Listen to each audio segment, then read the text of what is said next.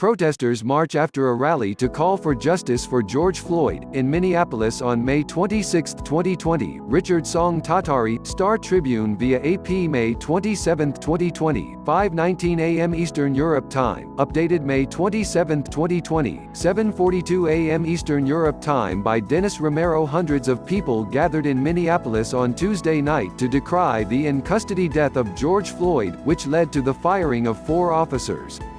Emotion and tension ran high as demonstrations became unruly, with windows damaged, graffiti sprayed and a police car vandalized. Officers in riot gear confronted protesters and fired tear gas.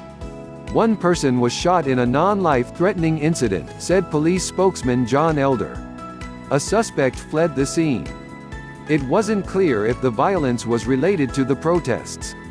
The shooting happened inside a building near the site where Floyd was detained a day earlier. Floyd was pinned to the ground by an officer who put his knee on Floyd's neck for about 8 minutes in an incident that was captured on video.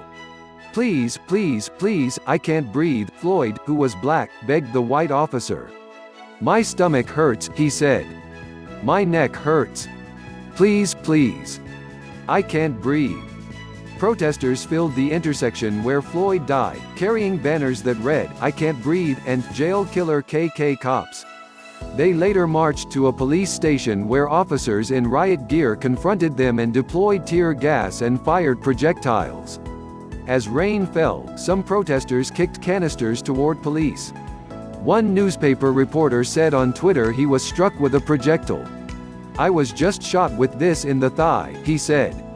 U.S. Representative Ilhan Omar, D. Minnesota, decried law enforcement's response to the protests. "Shooting rubber bullets and tear gas at unarmed protesters when there are children present should never be tolerated," she said on Twitter. Ever. The Police Officers Federation of Minneapolis said in a statement earlier Tuesday that the fired officers were fully cooperating with the investigation. "We must review all video.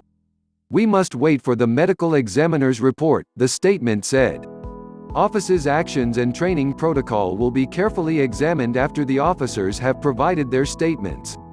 In a statement early Tuesday, Minneapolis police said the officers were responding to a report of a forgery in progress and found the suspect in his car. They said he got out of the car when ordered, but then physically resisted officers.